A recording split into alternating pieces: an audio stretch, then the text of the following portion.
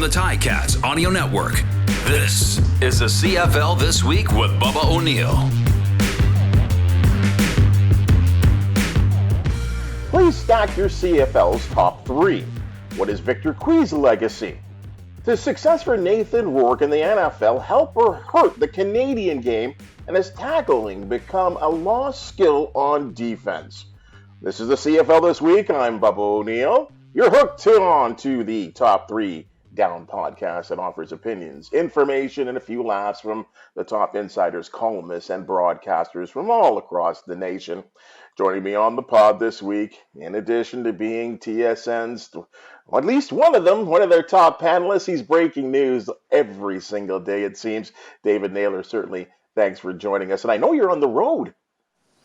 I am. I am in Dearborn, Michigan, on the midst of the Nathan Rourke tour, who I just saw in Dallas the other day, and I will see at Jags Lions joint practices this week, and then for preseason game number 2, Saturday at Ford Field.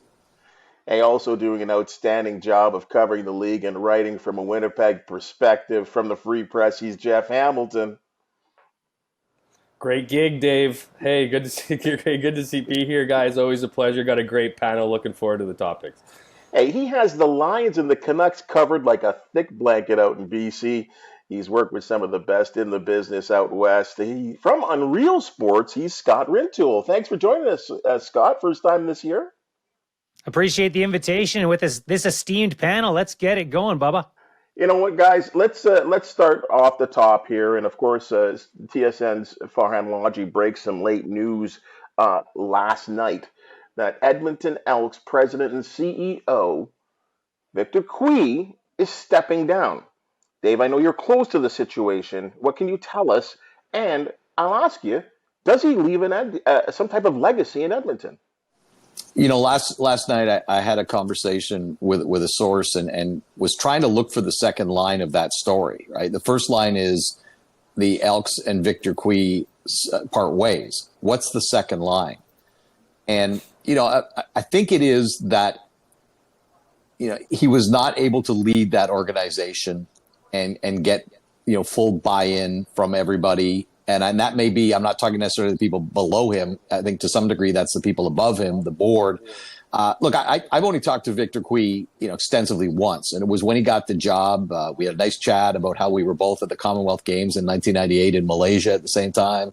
You know, and I thought that a guy who came from sort of a non-traditional background of not somebody who was sort of embedded in the CFL or necessarily in the local sports community, but had roots in the local community. I thought it was a genius hire. And look, I think it's tough to evaluate him for no other reason than the fact, you know, his team didn't win a home game during his tenure. I mean, he will forever be remembered for that. And, you know, ultimately what I was kind of led to believe was, look, he didn't deliver with results off the field, and he didn't deliver with results on the field. And, you know, I think it's also a tricky part that he did not hire Chris Jones. You know, the Elks went ahead and decided to make that hire before they hired a president. Usually, I mean, this stuff is linear, right? President, GM, head coach, coordinators, position coaches. When you mess up with that order, you put yourself at risk. And you know, ultimately, I think it's really tough to know, you know, what to make of Victor Cui because of the dynamics that were around that situation, the way the organization was handcuffed by the CFL's operations cap. And, you know, we may really never know that much more than that. Jeff, it appeared he had all kinds of great ideas when he came in. And I thought the story was wonderful because he was sort of that local guy stepping in. Absolutely. And brought with him a passion we've seen in other markets with Amar Doman in BC, you know, Montreal's new ownership, that local connection, that willingness, that passion to be inspired, to try to inspire a community to bring 3-down football. I mean, that was Victor Cui's entrance into the team, but his exit is anything but positive. I mean, and I don't think, you know, this isn't a bash Victor Cui situation, because I think if anything was working in some ways, it was kind of his drive, right? He refused to give up. He refused to throw the towel in. He talked about how they were going to get out of this. He waded through all those difficult times. But to Dave's point, I mean, how do you remember him for anything other than being attached to the ugliest, darkest time in Edmonton football history? I mean, they didn't win a home game. Victor Cui had his missteps over his tenure. I mean, he guaranteed 3 wins in a row at one point over Twitter and lost all 3 of those games. There's a lot of writing, a lot of videos coming out of that football town of where's the board on all this, right? Jerry Monadon wrote a great scathing column against the board. And I think he was aiming it outside of Victor Cui, which is the interesting part. I'm with Dave. I kind of want to know the whole story on this because I don't think the Edmonton Elks board got together and was like, let's get rid of this guy with all the ideas and passion. I think it's got to be a mutual thing where Victor Cui just doesn't feel like he's set up to succeed there because as unsuccessful as the Elks were under his tenure, he was set up to fail in a lot of ways because if your on-field product is as bad and as dismal as we've seen the Elks over the last year and a half, it doesn't matter how many new initiatives you bring to fans. It doesn't matter, how groundbreaking you can be with and some of the great things they did, right? Whether that was, a lot of the initiatives of voicing, having different broadcasts, all those things under his tenure, all the efforts he made to bring in fans. Hell, he wanted to give free tickets to home games. I mean, this guy believed in the on-field product. He was let down heavily by Chris Jones and company. And when all is said and done and people look back on this era, it won't be Victor Cui that they're looking at. It'll be Chris Jones and how he thought he was bringing better days to Edmonton and fell incredibly short. Well, Scott, where do you fall on that? Because I know as, fans, whether you're paying for the seats or you're not, or you're watching on television, media, just the general community, we do tend to want to point a finger and blame someone. Is he the guy that takes the blame?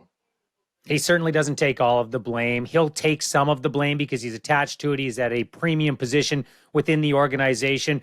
But I'm on board with much of what Jeff said. This is a person who came into the CFL with some innovative ideas in arguably the most traditional market in the league. I know you can make arguments for others, but Edmonton is straight down the middle. It's winning football. That's the tradition of the Edmonton Elks organization. And you can talk about having a party and doing all these different things and being accessible on social media. But in that market specifically, if you don't win any games, and I mean none, that fan base will not respond. And unfortunately, that's what Victor Cui fell victim to in Edmonton. I liked the innovation. It wasn't for a lack of effort. Yes, he wears some of this just like every other person in the organization. But at some point in that market, there has to be a bottom line. And the bottom line has been so far in the red for so long that unfortunately for him, he was unable to move the needle. I got a bit of a theory on this one, and I'll just throw this out here. Is, as I understand it, the board can only fire one person, the CEO. They can't fire the coach. They can't fire coordinators. The only one that they can fire is Victor Cui. And Victor Cui can't fire anybody on the staff because of the Elks' screwed up cap situation. So what has everybody been saying in Edmonton all year? Sort of, something's got to change. Something's got to happen. Something's got to happen. Well, we finally saw the thing with the switch with McAdoo and Jarius Jackson. But in terms of the board and what it could do, that's actually the only thing they could do, was to fire him. Jeff, it's funny because I think everyone looks at the Elks, the Edmonton CFL franchise. It's long been said the model franchise, the one that everyone achieves to be like. And it just hasn't been like that for 3 years now. Yeah, I think obviously what they were able to achieve in their history, winning those 5 in a row the Bombers were trying to chase that last year. I think that's kind of spilled over to the tradition, just like they're known as the city of champions with a lot of the success the Edmonton Oilers have had. I mean, the standard has been down the highway in Calgary for 10 years, in between those years, and now it's moved over to Winnipeg, right? I mean, this is it's a proud group in that much like a lot of the prairie teams, they get behind their CFL clubs. And to Scott's point, like, they are a very traditional group, right? I mean, you just have to look at the name change and how much people put on the name change for the reason why they're not winning games on the field to understand just how much tradition matters in that market. It's ludicrous in a lot of ways, but that's the market that they are. And, you know, to Scott's point too, I mean, he said they're not going to respond. They're not going to respond positively. I think they have responded in not coming to the games. And that's been, you know, at a certain point in time, you know, whether you're strapped with the coach's cap, whether you're strapped with paying your quarterback $100,000 next season, all these things you think you can do on the field, eventually it doesn't matter to anybody else, because you're not, you know, the hardcore, the fair weather, the whatever, they just want change. And so when you can make that change at the top, sometimes that's all you need to do. And I can see Victor Cui, and that this is just a gut feeling, or at least something I think is possible, him going in there and saying, maybe I'm the problem, right? Or maybe the change needs to be at the top, right? I don't think he would admit that what he's done is put this team disarray, but the need for change. A leader understands when change is needed. And, you know, the sad part is that I don't think Victor Cui will be remembered at all for his tenure because of how short it was, but he will be remembered for what he wanted to do with his, you know, his hometown club and couldn't achieve it. Fluid situation. We'll be keeping our eyes on this one, and maybe more to talk about next week. Scott Rintoul, the question is simple. Bombers, Lions, Argonauts. Stack them 1, 2, 3, please. Well, I know that everybody thinks the West Coast bias is coming, but they could not be further from the truth. The Toronto Argonauts are the number one team in the Canadian Football League as it stands. They are not as battle-tested as their other two combatants that are in this category right now, because they've only played the BC Lions. They haven't faced Winnipeg yet. But that return for Chad Kelly was sensational. They put up points when they want to. They put them up for fun. The Toronto Argonauts, yeah, they've had the buys, but the Toronto Argonauts are the number one team. Number two is really difficult, and some of it's recency bias because these two teams played a couple of weeks ago, but I'm going to give the nod to the defending Western champions. I'm going to leave Winnipeg number two. They had an opportunity to fall last week. Zach Claros goes down early, and Drew Brown comes in and lights it up like that and finds a way down 22 points. I'm going to leave Winnipeg there because these two teams have split the season series to this point. BC, massive bounce-back game, number one defense in the league, and right now it's not terribly close, but BC right now remains in number 3 in my power rankings at the top. Go ahead, Dave. I'm going to go Winnipeg Blue Bombers, Toronto Argonauts, BC Lions. And look, their Bombers have had some games this year where they don't look like the Bombers. And, you know, one of them was almost last week. But you know what that game reminded me of? Edmonton. You know, you turn on a college football game sometime and it's like a huge mismatching, and all you're watching is the clock because you know the other team's coming back. It's not a matter of if they're coming back. It's if they're going to. And I, honest to goodness, you know, other than the full moon plays that the Elks got out of that game and Zach getting hurt, I thought they could have beat Edmonton by like 35. That game was not close. And when you think of what they did, you know, in the previous game against the BC Lions, even the game, this is the weirdest thing I'm going to say about the game, you know, when you look at all these teams and BC, I think it's close, right? Because, you know, Toronto trounced BC, but other than the 6 picks Vernon threw, what? Yeah, actually, other than the 6 picks Vernon threw, he had a really good day. So, you know, I think all of these are pretty close. I was not surprised the Bombers came back on BC the way they did. Obviously was surprised the degree to which they did it. But, hey, look, this team has ruled the roost for a while. I think when they are on, they are still the very best team. I guess the one thing I would say is that they haven't always been on. But when they're clicking on all cylinders, on a good day, I still think nobody beats the Bombers. Who do you guys 2 or 3 though? Oh, Argos 2, BC 3. Yeah, no, there's no question. But again, I think that's close. Even though if you look at the score between Toronto and BC when they faced each other, it didn't look close because of, you know, Vernon's propensity to give the ball away. It's a very unusual thing to say that a quarterback had a great day on a day he threw 6 picks. I wouldn't say it's a great day, but usually when a guy throws 6 picks, the rest of his game is a disaster as well. And that was a real anomalous kind of performance from Vernon Adams. And, And again, I when those teams play each other again, I don't think that's necessarily going to be, blowout Argos. Jeff, you're smirking. Yeah, I'm with Scott. I'm going to go Argos number one. Wow. I'm going Argos number one because I'm a bit of a traditionalist like that. They're the best team they have the best record right now at 7-1. They beat the Bombers in the Grey Cup last year. They handled BC when they needed to. They lost in a game. They lost Chad Kelly early into the second quarter. So they're a really good team. They got a great defense. And until the Bombers play the Argos, that will determine in my mind who's 1 and 2. But right now, I give the edge to the Argos. Now, it's a slim edge. I have the Bombers right after that, and I have the BC Lions right after that, obviously. And I just think, what's the common denominator with these three teams? They all got a good quarterback.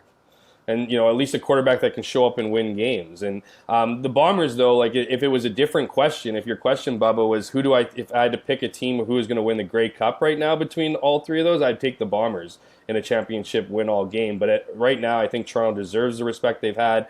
Dave said off camera, I was kind of critical of Chad Kelly. Certainly didn't think that, my comments. Well, I was critical. I said I didn't think there was any chance that Toronto, under Chad Kelly's tutelage, within the moment of his career now. I'm not saying down the road. I thought it was too early to give him the keys to the car. It certainly wasn't. I rolled back those comments in later columns, and so I just I'm not riding the Kelly train just yet in the sense that I think he is somehow going to lead them to a consecutive Grey Cup, but I do think they deserve the honor of being the best team in the CFL right now. Jeff, you said three teams that all have really good play at quarterback. There are also three teams that have good defenses. Absolutely. What's the key to having a good defense? Having an offense that can stay on the field. Because we've seen the games in the two games the Bombers have lost. They've lost because their offense hasn't been able to stay on the field and left out their defense to dry. And you could say the exact same thing about BC against Winnipeg in that drubbing. One thing I will say about BC, I really, really like BC. I think they're trying to build the Bomber model. The Toronto's a different model. The Toronto's chaos, organized chaos. I think Ryan Dinwiddie is a mad scientist. I think he's going to be a very, very good coach for a very long time in this league. I think he's created that, but I think the BC Lions are doing what the Bombers did. They're bringing in a good leadership core. They have continuity on both sides of the ball, and that's really showing right now. I think that what the Lions need to be that upper echelon team or to be the class of the CFL is to learn how to win. Those guys to me are still like, I saw this like 4 days later after the Bombers win, and they gave it to the Bombers in week 3, right?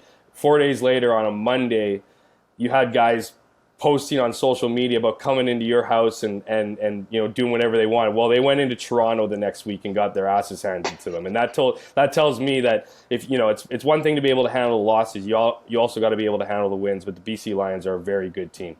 Here's what's the interesting thing to me about the BC Lions. Of the three teams we mentioned, I don't think we've seen the ceiling for the BC Lions yet because that offense hasn't all come together. Vernon Adams has had a lot of really good days. He's also had some days where he hasn't seen the field as well as he's able, and certainly the Toronto day is a weird one day, but that one speaks to it as well. If they get those top three receivers going on the same day, and they haven't done that yet, the sky is the limit because, as I said, their defense right now has set itself apart from the rest of the CFL. Dave, we're speaking about these three teams as in the present, but just looking forward, the fact that the Argonauts have used up all three of their bye weeks, is that concerning to you? Yeah, it is a little bit. I mean, this is why we need a 10th team in this league because of stuff like this. And yeah, I mean, having rest matters in football. So especially down the back half of the stretch, and you start to say, well, when injuries start to mount, right? Other teams are getting 2 weeks to get players back that aren't even practicing, right? They're able to just kind of completely chill, and the Argos aren't going to have that. The other thing about the Argonauts in terms of how you project them through the year, I'll just bring up this one point about Chad Kelly. What are the Argos now? Are they 6-1 or 7-1? 7-1. 7-1. Okay. Chad Kelly has started 9 games in 7 years. Like when he started week 21 last year against the Montreal Alouettes in this game, that's his first start since 2016. He has not played a whole lot of football. So, when you start to look at, okay, he's come along faster than, and that's, to Jeff's point, that was a good reason to doubt that he was ready for this, because not only had he only been back of the CFL for 1 year, he just hadn't played the game very much, and since college. So as he gets more experience, more familiarity with the CFL game, and just frankly playing more football, there's reason to believe we have not seen the upside of Chad Kelly thus far. Based on his performance last week, that's downright scary, guys. I mean, he looked unbelievable. Okay, guys, I don't know if this is a CFL thing or an NFL thing, but I'm watching more and more defensive backs on long pass plays try and torpedo receivers as opposed to wrapping them up, which leads me to ask this question, Jeff, because it's become, I think I'm noticing more and more of it, has tackling, as we know it, become a lost art in football?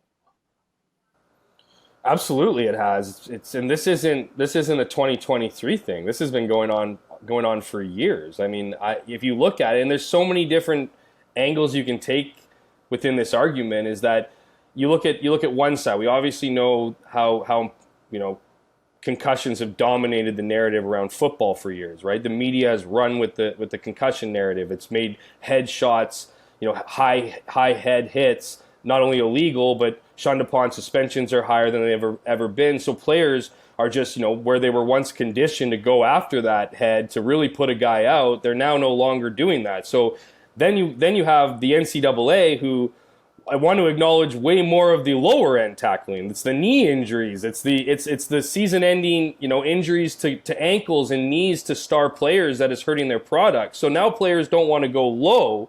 So there's this fear of where do you go, right? And then you factor in, obviously, the rules that have changed over the years to benefit offense, that have put defenders, particularly defensive backs, in very difficult situations, because anyone who's played football, those bang tackle hits are very easy to judge when you see them, live, hard to judge when you're in them. And so, you look at the way practicing methods have gone. People aren't practicing with pads anymore. So, you're trying to protect your own quarterbacks, your running backs, your star receivers. So, the defenses aren't getting that, training as much as they used to. And, you add all these things up, there's now companies that are coming into play here that are trying to bring in this like new techniques, incorporating things like rugby tackling, where you lead with your shoulder and, to your point, Bubba, wrap up. And now they're talking with Ohio State University is dealing with these kind of groups. Like there's top end,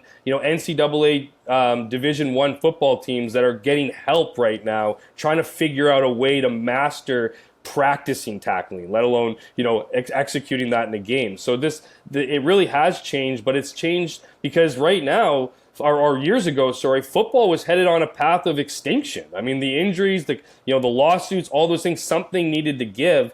The result of that is now tackling is being questioned every step of the way. And we really, and players you hear about in the CFL, you hear about in the NFL, it's really hard on what's legal and what's not, and executing the games become that much more difficult because of it. Dave, have you noticed this? It just looks defensively, teams just look sloppy out there. Yeah, I've seen the same thing, and I would concur with Jed that I don't think it's a 2023 phenomenon. But you bring up a good point, even about like thinking the CFL, where guys aren't making $1 zillion. If you're a defensive back, do you want to get fined every week? Like that's. I mean, there's a bit of financial self-preservation in this as well, right? In terms of what you can do and what you can't do. Never mind taking flags for your team because of the way the game is played. And I'm going to throw out a term that is from an obsolete term in football that not that long ago was part of the regiment. Two-a-days. Like even I've been doing some NFL camps this summer. NFL training camp is done by 11 a.m. Finished. There's no more players on the field after 11 a.m. because they don't practice two-a-days anymore. In fact, the NFL did away with two-a-days before the CFL did. Because I remember when they got rid of them, so when CFL GM phoned me and said, okay, ours are gone. Like if they're not doing two-a-days, we're not doing two-a-days. So just even the amount of training camp practice you get is reduced. So I think when you talk about some of the factors that Jeff did and just the lack of practice time and the lack of full contact practice time, it all plays into it. Scott, go ahead. Well, Bubba, to add to that, And to Jeff's point, this tackling situation has been going on for a long time. The Seattle Seahawks have been having rugby consultants and people from different contact sports with them for a number of years. You can argue whether it's worked or not, but they've been trying innovative techniques. Some of it is that teams aren't willing to lose players in practice, so they don't hit in practice. They don't tackle in practice anymore. We've had this conversation about preseason games in both leagues for a lot of times. Is it worth the risk? Well, it's certainly not worth the risk in practice. Nobody wants to see friendly fire, if you want to call it that, take out a star player. So teams aren't even practicing it in what we consider traditional practice. The other part is this, especially in the secondary. What's a game-changing play anymore? It's a turnover, and it's been that way for a long time. So you see defensive backs targeting turnovers instead of tackles. And it's funny because as we talk about the top defenses, whether it's south of the border or north of the border, they end up being the defenses that not only can force some turnovers, but defenses that tackle. And that ends up being the separating factor between these top Ds. Hey, who wraps up? Who limits yards after catch? We know you're going to catch the football because the rules have been set up for the offenses to succeed. But can you limit the damage after that? Those two factors to me have certainly coalesced to bring us to the situation where I think as traditional football fans, we're often shaking our heads going, how did he not bring that guy down 10 yards earlier?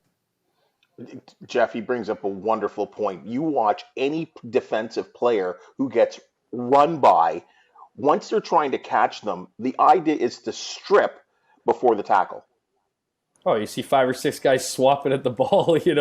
That's usually, obviously that's they practice that. I mean, you just have to watch one CFL practice to see the swatting going on, right? It's the ball's the most important part, and as Scott mentioned, turnovers are key in changing the play of games. I think it's even just to talk about Dave's point about the two-a-days. I mean, if you look at around the CFL, they've changed the way they do training camps significantly. I mean, teams are tired of guys showing up and then within the first 3 or 4 days that there's 5 or 6 hamstrings, right? Like the idea, injuries or what we saw in Riderville not too long ago with all those Achilles injuries. That was more fluke than anything. But I think it's less about trying to find the toughness in the player immediately and seeing how you can get guys out, and instead you're seeing players ease into a lot of this. And another point that Dave made, I'll continue to touch on, is that guys don't make enough money in the CFL to put it out all on the line in practice. That's why when the PA sat down with the league and talked about what they wanted out of practice, a big thing for them, for the players, following the Jonathan Hefney injuries, the catastrophic neck injury that he suffered, was we don't want to, you're not going to protect us for the long-term future. We don't want to put our we want to do everything we possibly can to alleviate those risks. And certainly it starts with practice. Guys, there's some guys that love the idea of hitting in practice. There's just guys that are hardwired that way, but there are several more out there that understand that they get paid to play. You can't make you can't make a paycheck from the tub, as it often said, right? So best ability is availability, and so when you factor all those things in, it's no surprise that even players are pushing towards these kind of rules that are changing essentially the effectiveness of their tackling abilities. I think Adam Bighill would prefer tackling in meetings if you gave him the opportunity. He's Exactly. One of those guys. Exactly. Jeff, right back to you on this one here. Watching all the games this weekend, a defensive back who will remain nameless intercepted a pass and then ran to the end zone for a celebration, which had me thinking, have we gone too far? Hey, I'm all about the party. I'm all about having good times and celebrating touchdowns. But are players going too far with the celebrations? I don't think they're going far enough, to be honest with you. I think there's certain, understandings within those respective celebrations that lines, if you will, that you don't cross, right? If you're, certain, whether it's kind of sexual positions or whether it's the usage of guns and stuff. But outside of that, man, I'm watching NFL preseason, and when a guy scores, especially on the home side, there's fireworks, man. You want that moment to matter in a game. I love the sportsmanship aspect of getting a touchdown, handing the ball to the ref, and then running to your line and high-fiving guys, but people are there to be entertained. Fans are there to be entertained, and part of that entertainment is scoring points, increasing offense, and when you score those points, to celebrate those points. fans. So particularly on touchdowns, I think they should, erase all the rules, if you will, and just let guys have fun, let guys get creative. I mean, think about the NFL right now. Like, it was Sauce Gardner and Aaron Rodgers. Like, I don't know if you guys saw that cigarette thing, whatever. I don't think anyone's even talking about preseason. They keep talking about that celebration that happened on the sideline. People want to be entertained. They want to see the personality of these players. And to me, touchdown celebrations allow for players and teams to show some of that personality, to get that, kids doing those celebrations when they're out on their field. I think that's an important part of growing the game. And while there are some people who are going to be traditional and want that to be buttoned up, to me, I say let all hell break loose when it comes to touchdown celebrations. But Scott, on a fumble recovery or an interception, do we end up in the end zone for that kind of stuff, taking pictures of each other? Well, we've limited what defensive players can do, so I am going to give the defensive players a little bit of latitude here, Bubba. To me, it's time and place. And if you're down 52-14 and you score or you pick off a pass, don't go celebrating. But sure. I think we all know when it's a big moment in a game, if it's a fumble recovery that changes momentum, gives your team an opportunity to win a game or to all of a sudden come back in a game, okay, go celebrate that. But the ones I don't like are, hey, I got a first down, but we're getting smoked and it's the first down we've had in 9 minutes. Okay, I don't need to see a first down celebration there. I'm fine with the touchdown celebrations. I'm like Jeff. I like to see the innovative stuff. I like players to showcase their personalities, especially in football where you've got a helmet on, you've got a mask. People don't get to see your personality all the time. I say the more innovative, the better, but just know your time and know your place. I'm okay with celebrations, man. I think we're in the entertainment business, and it's so competitive now to get seen that, you kind of can't dumb it down. And I'll give you an example even one time. Like, I remember it was when Chris Jones was coaching in Saskatchewan, and there was a TSN camera, and he looked at the camera and said, "Get that camera out of my face." And we put it on SportsCenter. And a lot of people were like horrified that we did that, right? But you know what? That brought out some of Chris Jones's character. That was something to remember him by. Oh yeah, that's that coach that turned to the sideline and said, "Get that camera out of my face," right?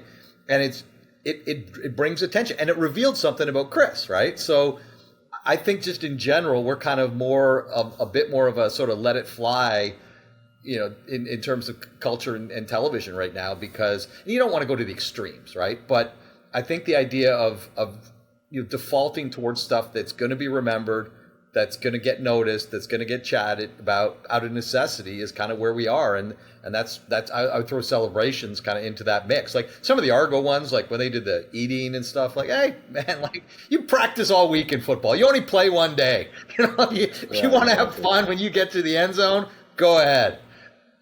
Well, we live in this 15-second reel world now, right? Where like those clips are the ones that last. Those are the ones that go viral, and those are the ones that younger audiences, the leagues like the CFL or NFL or any sports league for that matter, is desperate to gain that younger audience. Those are kind of the snippets that fans like of that ilk, of that age, right? And it's like I was saying to Scott, like I mean, there's been so many great plays. Nathan Rourke obviously was a great play in his game, but like most of the videos I've seen are of Aaron Rodgers and Sauce Gardner doing that cigarette thing on celebration on the sideline. Like fans eat that stuff up. They love it. They remember guys. It shows personality. It shows all those things that you as a league want to show, especially the CFL, who claim to be an accessible league. The players are only within arm's reach, right? In a lot of cases, they certainly are. Celebrations to me are a big part of that.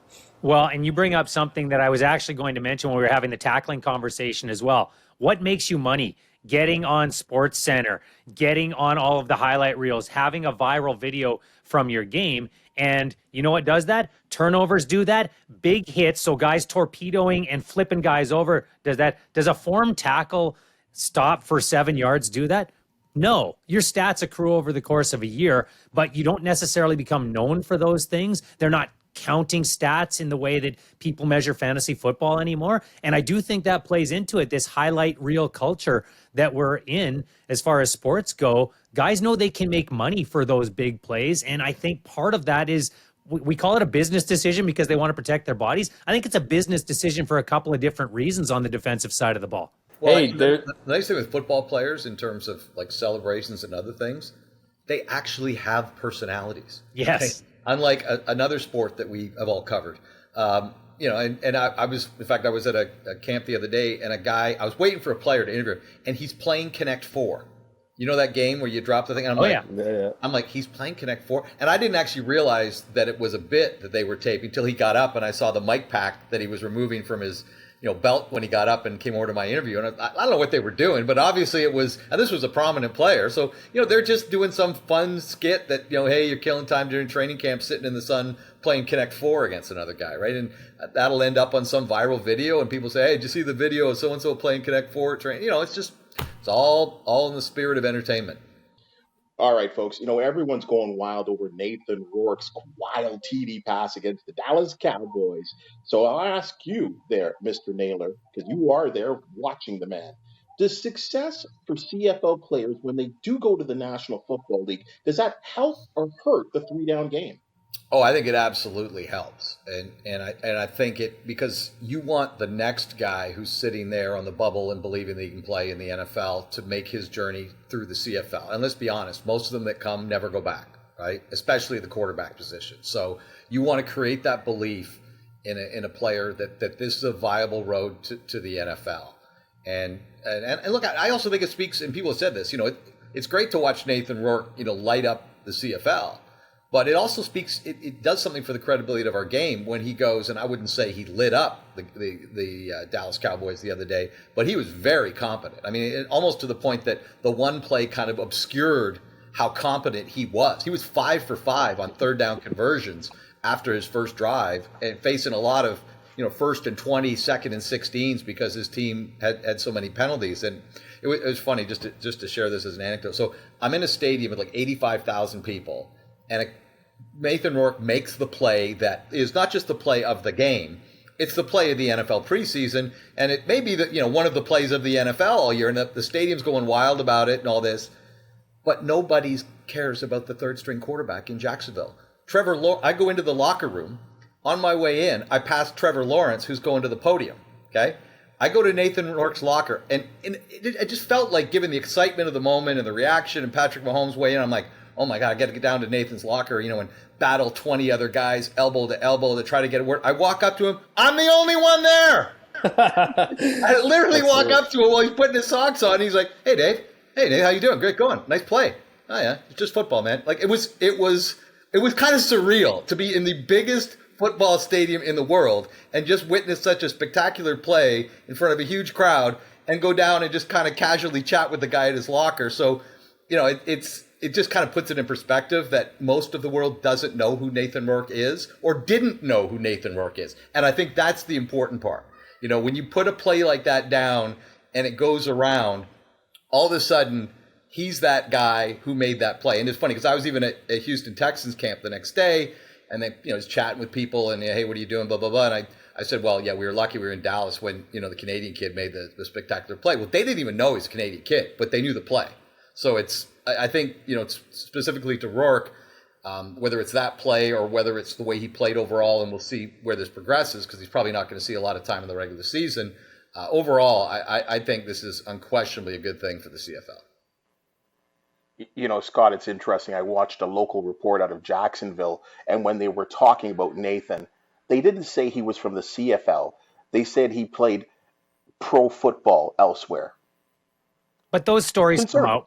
Those stories come out and the path gets talked about. It might not be on that particular report, but I'm with Dave. It is unequivocally good for the league when these stories happen because the players themselves become champions of the league when they get a microphone in front of their face, when they get a little bit of spotlight. Look what Cam Wake did for the CFL once he got there, became a Pro Bowler and told everybody, hey, I had to go through the CFL, but I found out how good the football is out there. Joe Horn all those years ago, anytime there was a primetime game for the Saints, he'd introduce himself as Joe Horn, CFL. That's what he would say. It shows other players a path because there are a number of CFL players who don't become stars in the NFL, but make a very good living, and they end up talking to practice roster players, those bubble players that Dave referred to. What should I do? I'm at a point in my career where I really want to play. I don't want to keep bouncing around. You know what? Why don't you go ply your trade in the CFL? Some of those players, and we've talked to a lot of them over the years, guys, they end up loving life in Canada. They end up loving the game, and they become vibrant parts of our community as well. So unequivocally, this is a great thing for the Canadian Football League. You know, Jeff, it's interesting. I watch guys come and go, and as we all have over the years, bouncing between leagues. And I look at the backup quarterback situation in many teams across the National Football League, and the retreads are unbelievable. Yet a guy like Chris Streveler can't get a break. Now, was that performance-based in your opinion? Or? So I was going to say, I think we got a taste of that last offseason when Chris Streveler was the MVP of the preseason and couldn't find a home, right, for all that long, right, or carve out a. I mean, for everything that Chris Streveler was in the CFL for what he's done in the NFL, he has carved out an incredible tenure in the NFL. I think he's already on that alumni pension at this point. So, like, you know, he's done a lot. I think Nathan Rourke going up there and Chris Streveler going up there are two very different players, very different skill sets, and I think whether you want to call it performance-based, why Chris Streveler never stuck around or probably won't make a career, you know, much longer of a career out of it, is because he was never really utilized the way he was supposed to, you know, should have been utilized, like he was in the CFL. I mean, he was a linebacker / running back in the CFL who could complete some throws. In the NFL, he was asked to complete throws and more, which is not too much to ask out of a quarterback, mind you. But you know, for a guy like Chris Streveler, I think he had his time in the NFL. It was really exciting. Where I think Nathan Rourke has some real potential is what Nathan Rourke was able to do in the CFL was significantly more than what Chris Streveler was able to do in the CFL. And the suggestion that Nathan Rourke could go up there and do some damage, whether it was, you know, it certainly is heightened by the play we just saw against the Dallas Cowboys and just what he was able to go through on that sequence to complete the pass for a touchdown. To me, it's the guy's work ethic, right? It completely makes sense to me that this guy chose Jacksonville. He chose a program that he was confident in. He chose a coaching staff that he knew he could grow in, you know, under a Trevor Lawrence who he could learn from and all those things, so that word of mouth got around to other teams, and I think he's doing just that. But to the original question, I can't think of a single negative for the CFL, because whether it's showing guys an opportunity, an outlet to go through there, or it's just having guys, because Chris Streveler is the CFL's #1 fan. He's going down there and telling anybody who will listen just how great of a time he had in the Canadian Football League. And sometimes that's just enough for guys who don't even know what the CFL is. The CFL has certainly made strides in the U.S., has cracked, you know, that market, if you will, still has a lot of room to grow, of course, but there's still so many players out there that don't even know the CFL is an option. So just another guy going down there, making plays, you know, showing that he came from a league that maybe not many people know, and the ones that do know adore down there, just adding to that narrative is a massive, massive, massive benefit for the CFL, you know, and the 3-down game here. And credit to the BC Lions and kind of the CFL in general that's kind of grown up about this guys going to the NFL thing. Like 20 years ago, they would not have shown a highlight of a former CFL player doing something in the NFL in the stadium 20 minutes after it happened. And, you know, it would have been, there was almost like this don't say N, you know, word culture about the National Football League that you almost, I don't want to say people hope those guys failed, you know, but I think some people did. You know, like it was kind of this whole us against them thing. Like, you know, let's acknowledge what the National Football League is, right? Let's acknowledge what the Canadian Football League is. They're different beasts, and they each, you know, survive and thrive on their own merits. But we should never, you know, be disappointed when a guy leaves our league and gets an opportunity in the NFL. We should celebrate it, and kudos on the Lions for doing that. Teams used to be against it. Chris Walby said on the pregame show of the Bombers on Bonfire Sports with Darren Bombing how he went to, when he came back, he went to Cincinnati or something, had a taste, had a tryout with the NFL. When he came back, they forced him to take less money. They said, here's your contract because you went to the NFL. And because he loved Winnipeg so much, he stayed here. But he took a pay cut as a punishment to try out to get NFL interest. I mean, that was obviously decades ago, but that spoke to the differences between now and back then on the feeling of the NFL and this insecurity, if you will, that somehow success down there is somehow an embarrassment up here or something. All right, fellas. Elks at Tiger Cats. Bombers at Stamps, Owls at Red Blacks, Lions at Riders. Scott Rintoul, the game of the week is. I'm going to say, and this is going to surprise a lot of people, Owls at Red Blacks, because of the importance of this game for Ottawa in particular. Look, you can make an argument for a couple other games. It's going to be tough to sell that first one you rolled out, Bubba, but for a couple of the other games, you can make an argument. But Owls and Red Blacks had the game within their grasp last week. Can they get up off the mat and make this a real race in the East? Can Montreal pull away? This is a real opportunity for Ottawa. Do we see some desperation football out of the Red Blacks? I've got that as my game of the week for those reasons. Mr. Naylor. I'm going along with that because, the Red Blacks are the most entertaining team with a losing record we've seen in a long, long time. And that's what, I do Ottawa's pregame show every week, and I kind of remind people that is a little bit is kind of like, the record may not be great, but like the fans are getting their money's worth of that team. Like it's not like watching the Elks, right? And the Javon Lee touchdown aside, that's another 4-point game for them, right, or whatever. Another less than one score game. That's the other thing with Ottawa. You generally get close games. You get good fourth quarters, and they did it again on the other night. So yeah, I'm going. And the other thing is, and those other three, it's not a it's not a tough competition right now. I got to be honest for all three of them right now. Jeff, just a year ago, Stamps and Bombers, which is the two games they played last year, at least the first two, they were unbelievable. Earlier this season, it had a ton of hype, but that speaks to what the Calgary Stampeders have become this season. Heading at 3-6 at the midway mark of the year, that's not screaming must-watch football, and I mean they've certainly had their struggles. I can't argue with the obviously the Alouettes at Red Blacks. I think I'm rooting for history this year. I think it's a long shot, but I'm hoping for an East crossover from the West. The first time ever. Never happened before. So if that could happen, I mean, what's happening in Saskatchewan and the way they're playing. I mean, Mason Fine looks like he's going to be out for some time as they pick up Antonio Pipkin. It doesn't look good for them. Calgary Stampeders doesn't look good for them, especially with the Bombers and the Lions, coming up here on the schedule. And the Ticats, if they can figure things out against the Elks this week, which every other team has been able to this year, all of a sudden you're looking at those standings, and the West has already really become a two-horse race. It looks like the Toronto's pretty healthy in the East, but that mushy middle in the East, I think, could be a one to keep an eye on. And if the West keeps trending the way it's been trending, we could be talking about an East crossover in a month or two. Jeff, just because you're close to the situation, Drew Brown Part 2 this week, you think? That's my gut feeling, just because just with the competition they're playing, where they're at in the season, just to be overly cautious and give Claros whatever time he needs. I would also not be surprised if he played. So not much of an answer, but I would go with, I would imagine, given the way Drew Brown played last week, he has earned another opportunity to go into Calgary and show what he's got.